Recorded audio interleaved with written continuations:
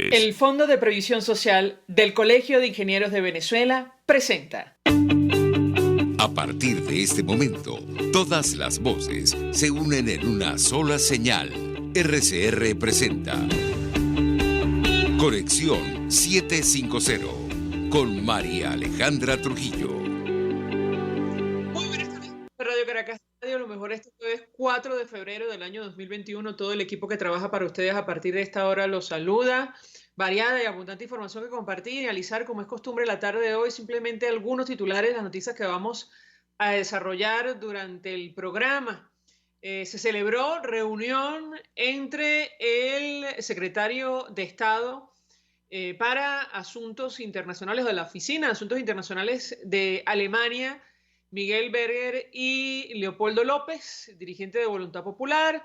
Decía el funcionario alemán que la reunión le resultó interesante y ratificó el objetivo de esa nación europea de encontrar una salida a la crisis en nuestro país. Hablaremos, como es natural, al respecto durante la tarde de hoy. La buena noticia, entre comillas, de la jornada tiene que ver con esta decisión de una corte de apelaciones en Argentina que revocó la libertad condicional del principal responsable de la violación de una joven venezolana en Buenos Aires. Lo detuvieron al acusado de violar a esta chica en una entrevista laboral a la que asistió en el primer día de ese supuesto trabajo.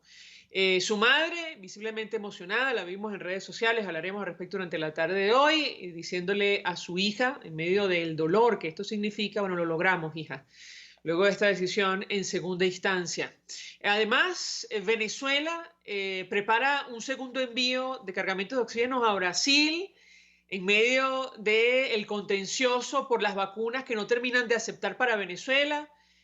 Luz para afuera y oscuridad para adentro, como siempre y tristemente en nuestro país. El tipo de cambio oficial ya superó la barrera del 1.800.000 bolívares. De esto hablaremos con nuestro primer invitado, que ya está en línea telefónica. Y en los Estados Unidos, los demócratas quieren que el expresidente Trump declare bajo juramento, testifique bajo juramento en el proceso de juicio político que se ha iniciado en su contra. Esto es Conexión 750. Comenzamos. ¿Qué está pasando en este país? Y saludamos vía telefónica a nuestro primer invitado. Con él vamos a hablar acerca del telón de fondo de esta crisis, la situación económica. El profesor Ronald Balsa es decano de la Facultad de Ciencias Económicas y Sociales de la Universidad Católica Andrés Bello. Como siempre, profesor, gracias por atendernos. Muy buenas tardes. Buenas tardes, gracias por la invitación. Pues mucho interés de conversar con usted acerca del tema que nos ocupa, comenzando el programa. Iniciaría a partir del dato sobre el tipo de cambio oficial que ya superó el 1.800.000 bolívares. La señora Delcy Rodríguez sacaba pecho, como dicen en España, en su intervención en la Asamblea Nacional del gobierno chavista, diciendo que durante este periodo habían incrementado el salario hasta 50 veces. ¿Qué puede decirnos, profesor? Lo escuchamos. No, es una demostración de fracaso, ¿no? Aumentar el salario 50 veces y estar en una condición verdaderamente de indefensión. En el caso de los pensionados, que son los que dependen de su aumento del salario, es una demostración de fracaso. O sea, y lamentablemente haberlo hecho 50 veces es haber fracasado 50 veces y en un periodo de tiempo muy corto. Yo pienso que no debería ser una demostración de orgullo. Por el contrario, habría que verificar dónde estuvo la falla y haber argumentado, como posiblemente hizo, que eso es consecuencia de las sanciones y que por razón pues fracasaron todas las medidas que tomó el gobierno. Tampoco es suficiente. Que nosotros necesitaríamos saber de qué modo las sanciones afectaron al presupuesto del gobierno.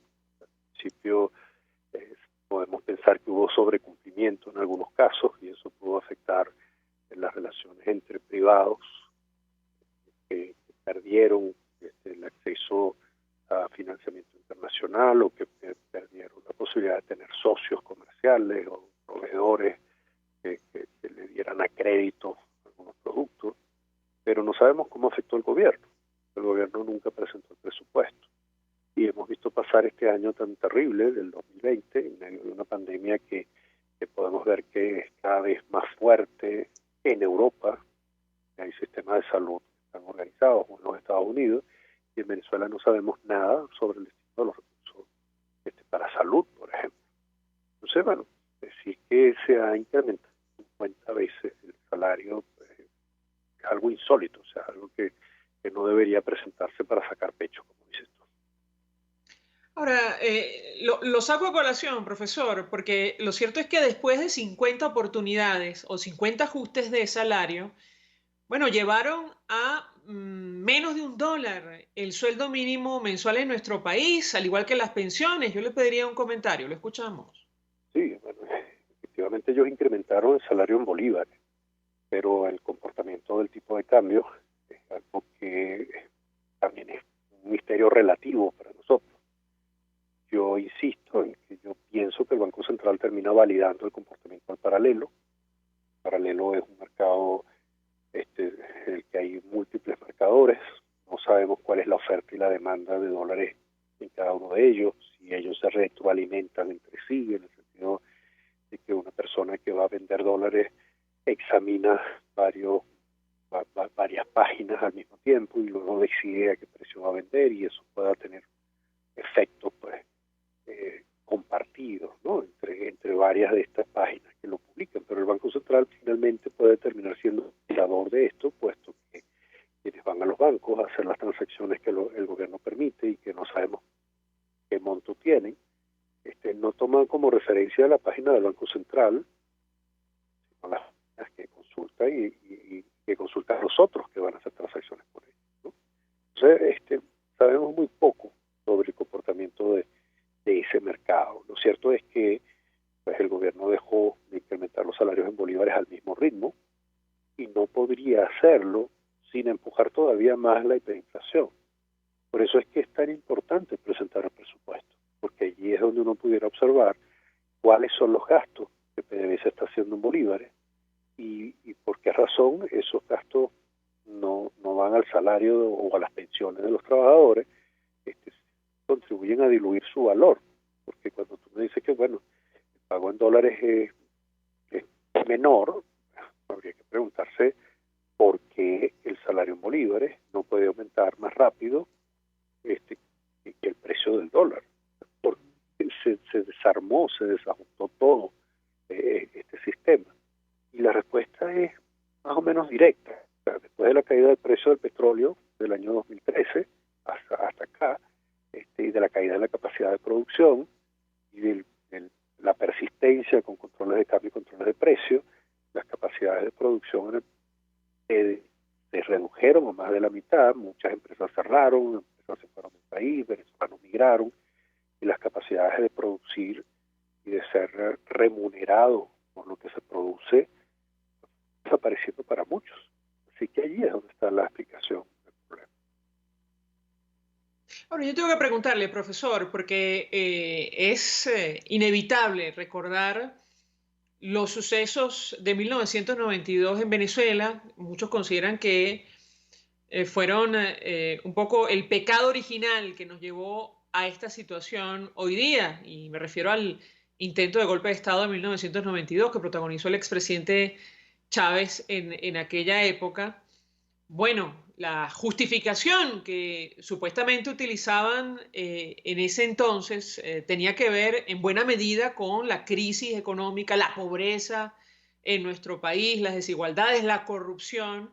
Y yo le pediría un comentario de su parte, porque si hay un hecho indudable es que Venezuela está muchísimo peor en este momento, 2021, que en el año 1992. ¿Qué puede decirnos?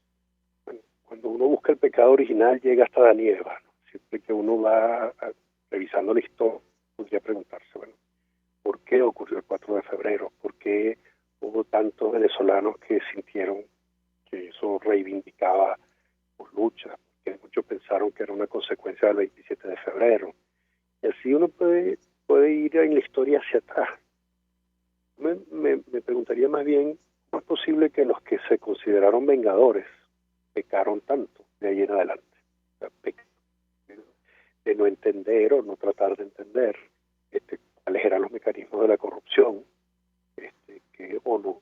no tanto que hayan quedado intactos, sino que nuevos fueron creados. Es posible que quienes creían que estaban luchando en contra de la corrupción permitieron una situación tan escandalosa como la que vemos. El mismo gobierno de Nicolás Maduro acusan a Ramírez, que fue ministro de PDVSA y presidente de PDVSA y ministro de Energía y Minas, de haberse llevado dólares, ¿no? ¿Cómo es posible que ellos que se consideraban puros, pues terminaron pecando más que los demás? ¿Cómo es posible que si justamente uno de los problemas que reventaron el 27 de febrero, que tenía que ver con la debilidad en la prestación de los servicios públicos, no terminó fortaleciéndolos? O sea, ¿por qué razón en este momento buena educación, ni tenemos buena salud, ni tenemos buena infraestructura? Porque la luz se va, no hay electricidad, no hay agua, no hay telecomunicaciones.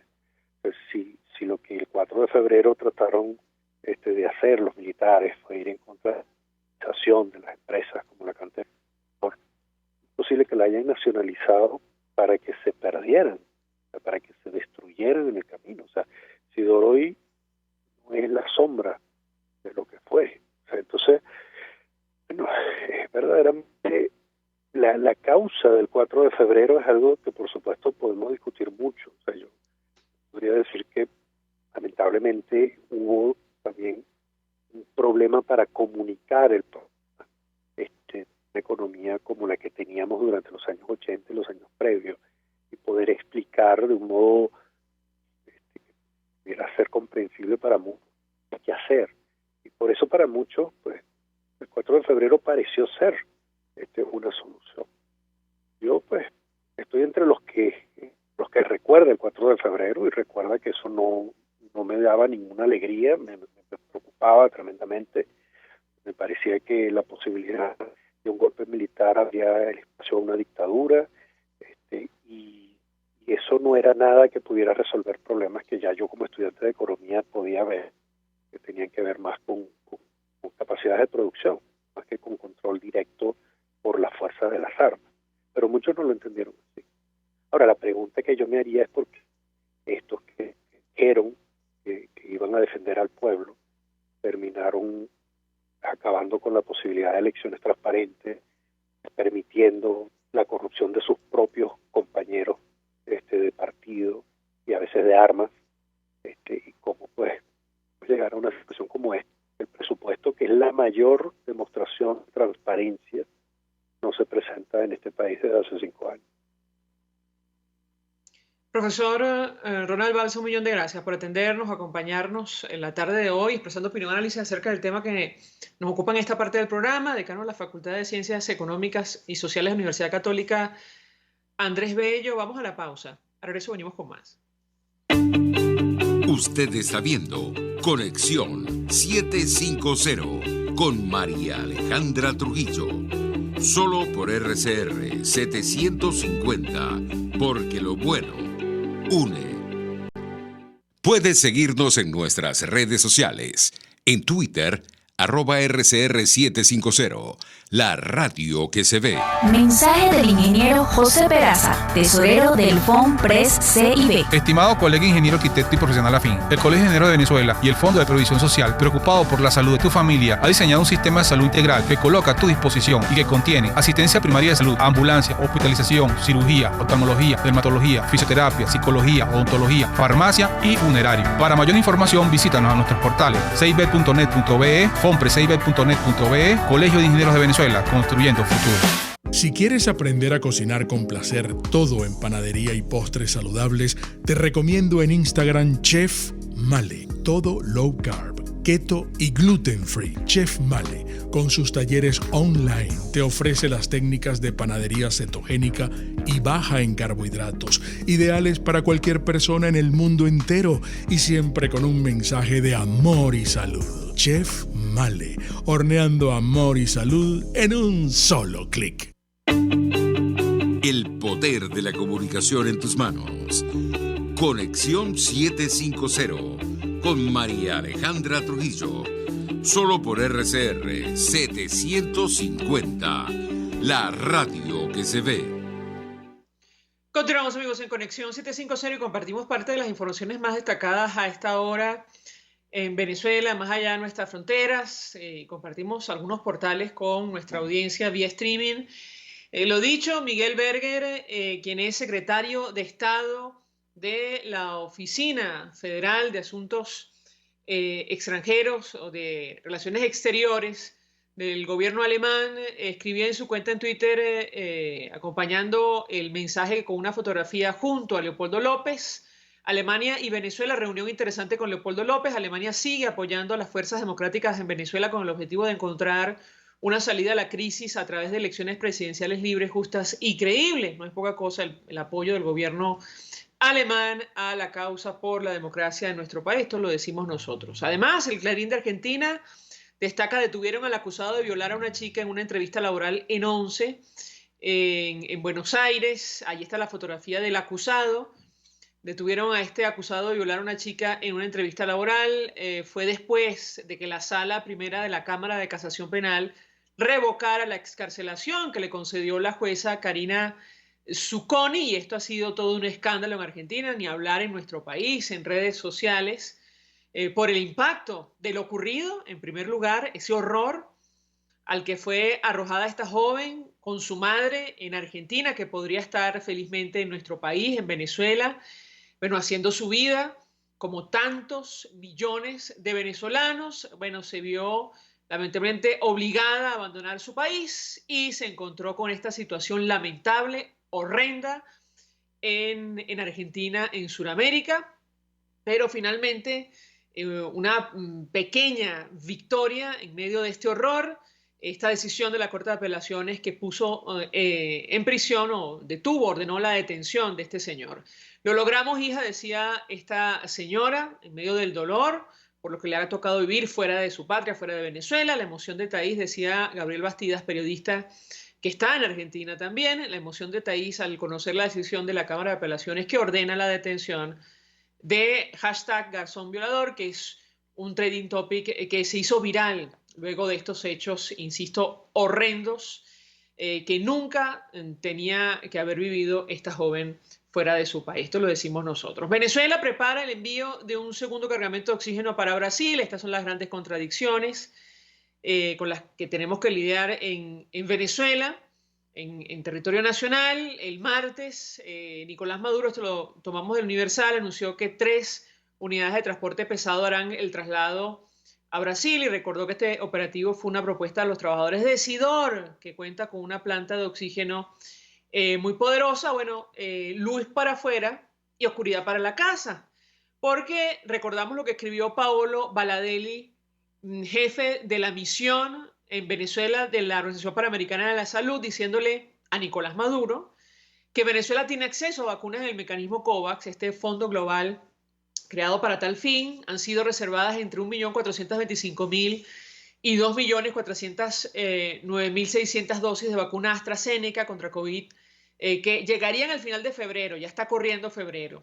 Es imprescindible, decía el señor Paolo Baladelli, es imprescindible contar con el apoyo de todas las fuerzas y proceder al pago hasta el 9 de febrero. Bueno, luz para la calle y oscuridad para la casa.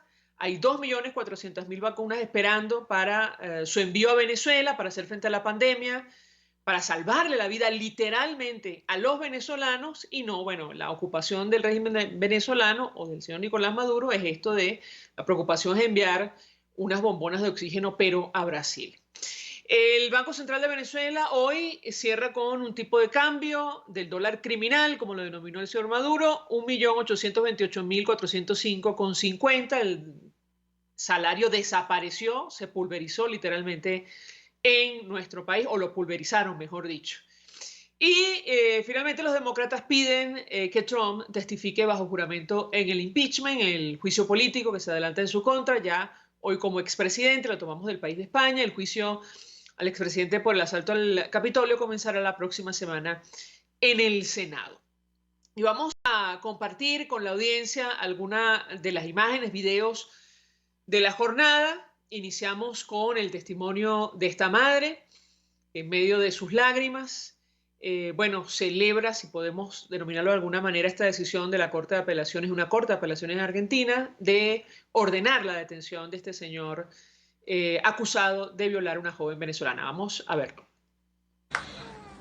Viste que sí se puede. Dios es grande, viste, Dios no nos abandonó nunca. Lo logramos, hija.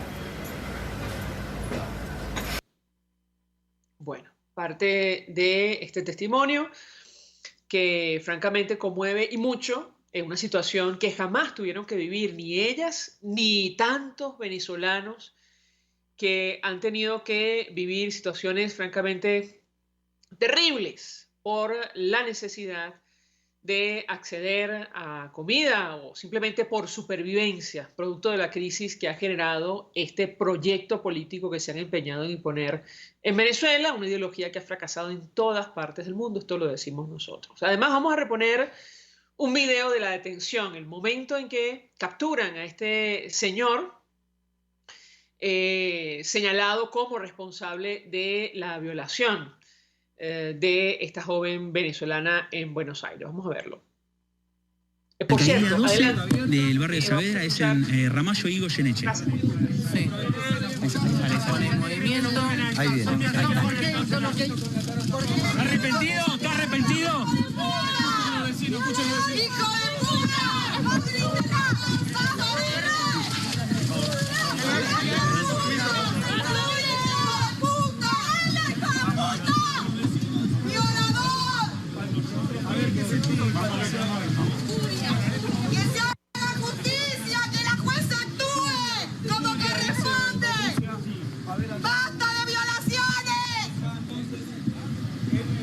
Bueno, hay enojo por parte de los vecinos. Obviamente la reacción de los ciudadanos. Entendemos por lo que decían los medios de comunicación argentinos que había personas allegadas a esta joven venezolana y la gente, bueno, está fuera de sí, como es natural. El caso es terrible. Ella la convocan supuestamente a una entrevista de trabajo, su primer día de trabajo, y bueno, en el interín ocurre todo lo que ya sabemos, ese horror. Al señor lo detienen prácticamente infragante y por eso el escándalo en Argentina, luego la decisión de una juez en primera instancia de dejarlo en libertad o al menos otorgarle libertad condicional, que hoy, como ustedes han visto, fue revocada. Finalmente, antes de hacer la pausa para publicidad, reponemos la declaración que ofrecía, o una de las declaraciones que ofrecía hoy el nuevo presidente de los Estados Unidos, Joe Biden, sobre su política exterior. Había gran expectativa, él mencionó varios temas, el tema de los refugiados, bueno, digamos hay modificaciones importantes con relación a la anterior administración, y una de las declaraciones más destacadas tiene que ver con su reacción al golpe de Estado militar en Birmania. También sobre esto había expectativa para conocer cuál va a ser la política del nuevo gobierno norteamericano ante situaciones de esta naturaleza que van contra la democracia. Esto fue lo que dijo el presidente Joe Biden. En los últimos días hemos cooperado estrechamente con aliados y socios de la comunidad internacional para aunarla y para abordar el tema del golpe de Estado en Birmania. Hemos hablado con el líder McConnell en cuanto a esta situación y estamos juntos en nuestra determinación de que no puede haber duda de que una democracia no puede estar sin la voluntad del pueblo y tampoco puede dejarse de lado una elección que ha sido realizada en forma correcta. Bien, la posición, una posición de principios de la nueva administración de los Estados Unidos con relación a este tema, la importancia de la democracia y de respetar la voluntad de los ciudadanos. Vamos a la pausa, al regreso venimos con más. Estás en sintonía de Conexión 750 con María Alejandra Trujillo, solo por RCR 750, porque lo bueno une. Sintonícenos a través de Periscope @RCR750, la radio que se ve. Mensaje del ingeniero José Peraza, tesorero del FONPRES CIB. Estimado colega ingeniero, arquitecto y profesional afín, el Colegio de Ingenieros de Venezuela y el Fondo de Previsión Social, preocupado por la salud de tu familia, ha diseñado un sistema de salud integral que coloca a tu disposición y que contiene asistencia primaria de salud, ambulancia, hospitalización, cirugía, oftalmología, dermatología, fisioterapia, psicología, odontología, farmacia y funerario. Para mayor información, visítanos a nuestros portales cib.net.be, fonprescib.net.be, Colegio de Ingenieros de Venezuela, construyendo futuro. En Arnamar contamos con una muy extensa gama de productos cosméticos de primerísima calidad para el cuidado personal de toda la familia. En Arnamar nos sentimos orgullosos de ofrecer tratamientos especiales para el cabello y para la piel tanto de adultos como de niños, bajo las más estrictas normas internacionales. Y en Arnamar siempre estamos innovando para satisfacer las exigencias de la calidad de vida de hoy. Arnamar Cosméticos, toda una vida dedicada al cuidado personal de la familia venezolana. RCR 750 AM, porque lo bueno une.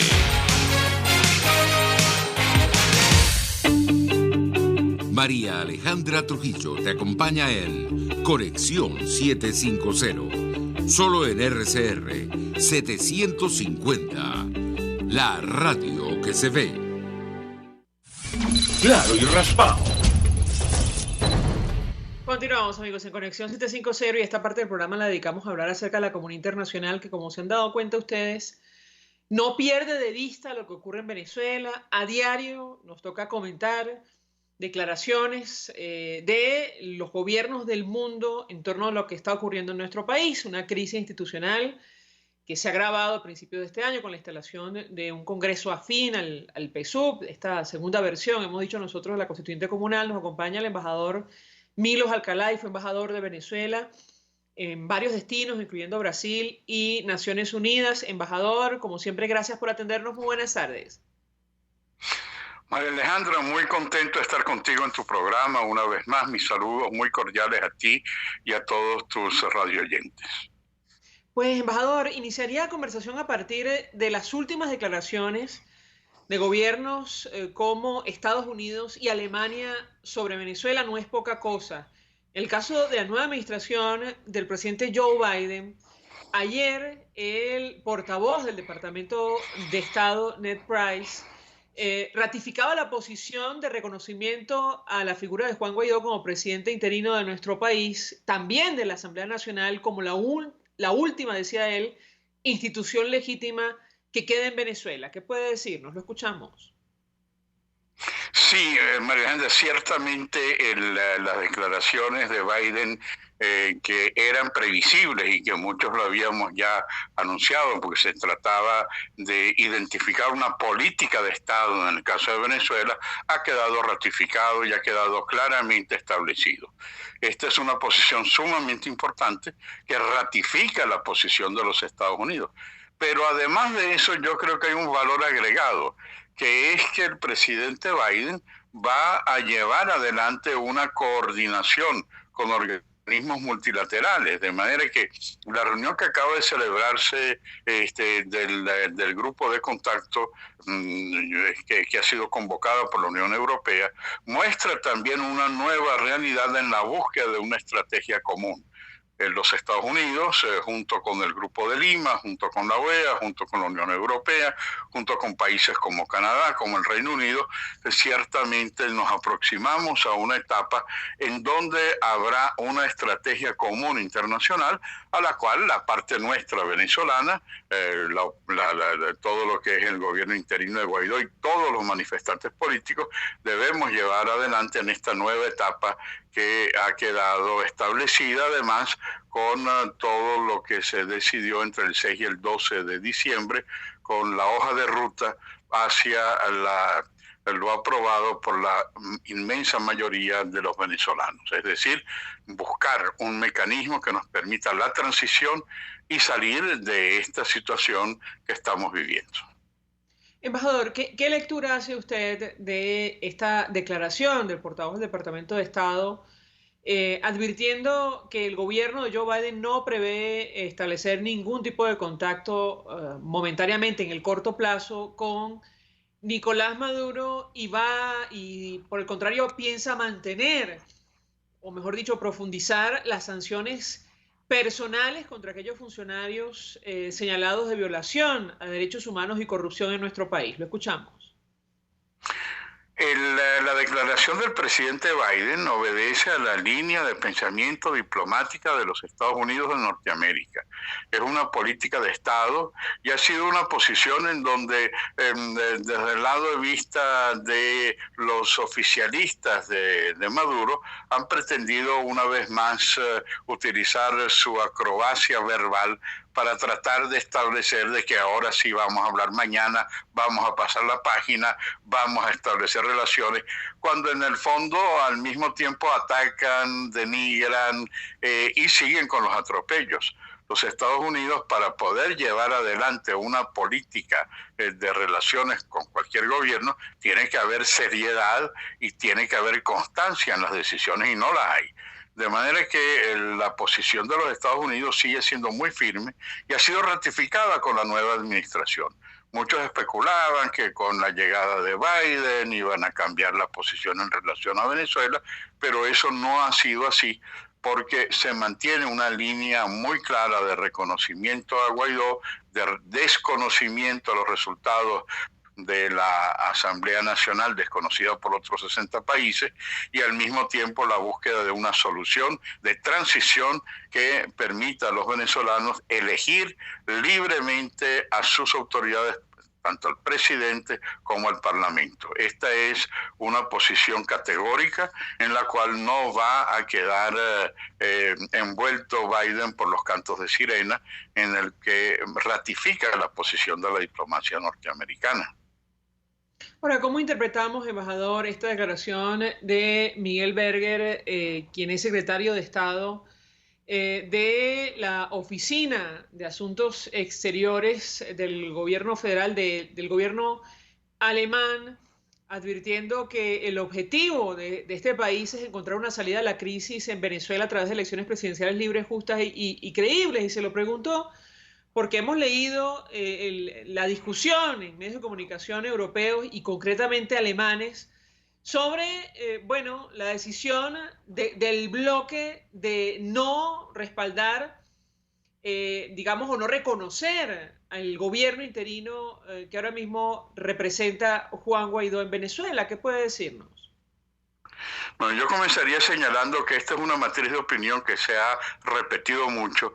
La Unión Europea nunca reconoció al gobierno interino de Guaidó. Ellos reconocieron a las relaciones con el presidente de la Asamblea Nacional, reconocieron a Guaidó como interlocutor político y desconocieron los resultados de la Asamblea Nacional Constituyente y ratificaron el desconocimiento ahora también de la Asamblea Nacional.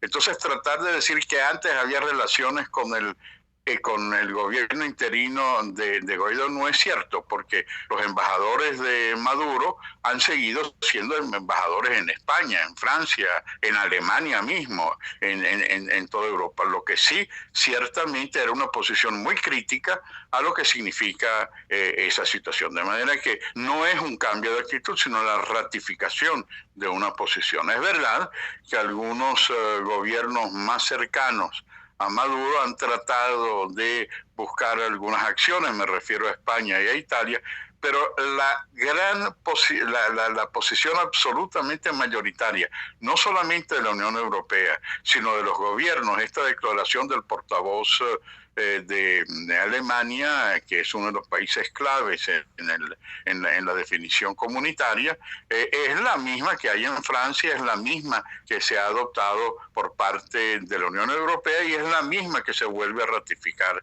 en la reunión del Grupo de Contacto Internacional. O sea, no hay un cambio de actitud. Hay algunos países en el hemisferio que sí han reconocido el gobierno interino. El caso de Estados Unidos, donde hay un embajador de Guaidó, el caso de Canadá, donde reconocen al embajador de Guaidó, el caso de Brasil, de Bolsonaro y de otros países que sí reconocen el gobierno interino. Pero la Unión Europea lo que ha hecho es desconocer las elecciones y al mismo tiempo respaldar todo lo que sea la búsqueda de una transparencia electoral que permita que los venezolanos tengan un voto presidencial y parlamentario justo, con un Consejo Nacional Electoral que realmente cumpla esas funciones y que al mismo tiempo sumar la voluntad de otras regiones para la búsqueda de una solución democrática, libre y justa. Finalmente, embajador, y brevemente le pregunto su opinión sobre estos esfuerzos renovados para relanzar un supuesto diálogo o negociación en nuestro país. Ayer el presidente encargado y presidente de la Asamblea decía que el objetivo del régimen de Nicolás Maduro es ganar tiempo y no tiene la más mínima intención en las actuales circunstancias de llegar a acuerdos para permitir una transición a la democracia. ¿Qué opina usted?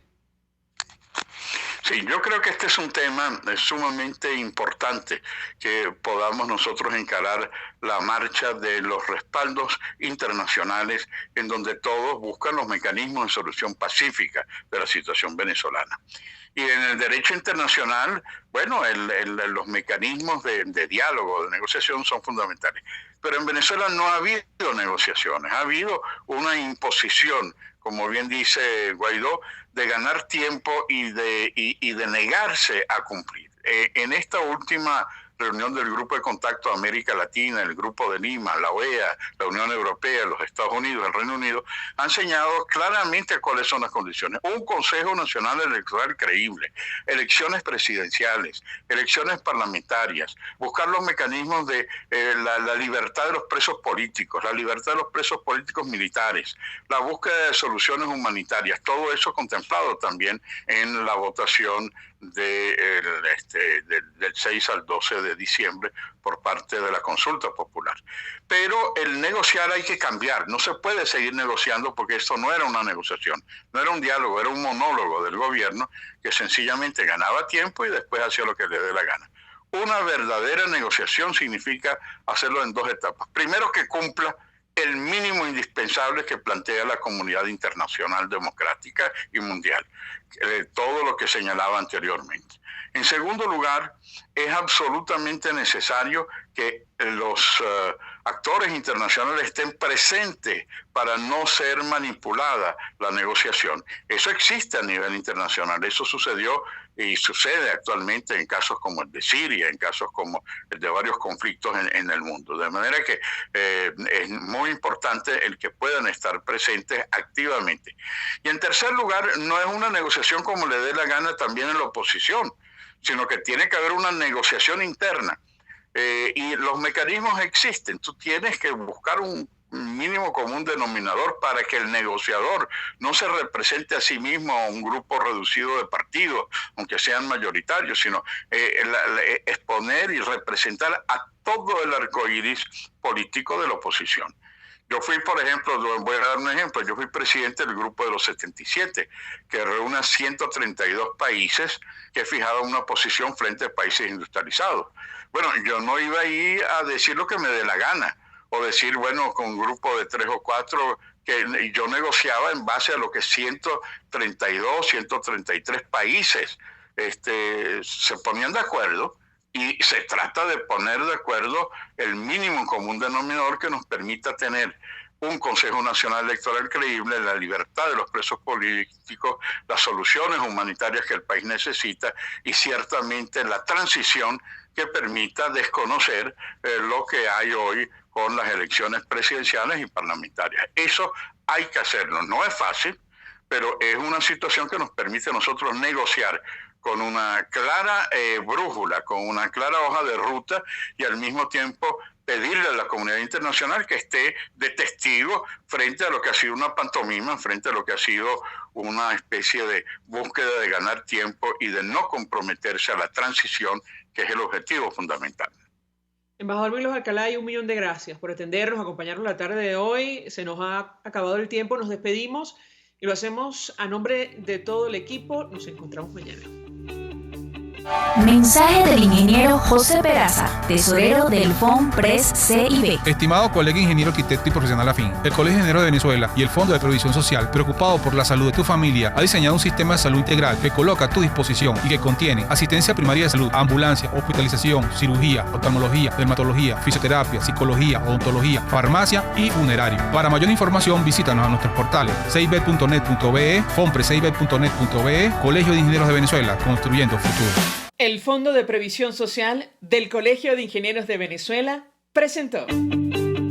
RCR presentó Conexión 750 con María Alejandra Trujillo. Solo por RCR 750. La radio que se ve.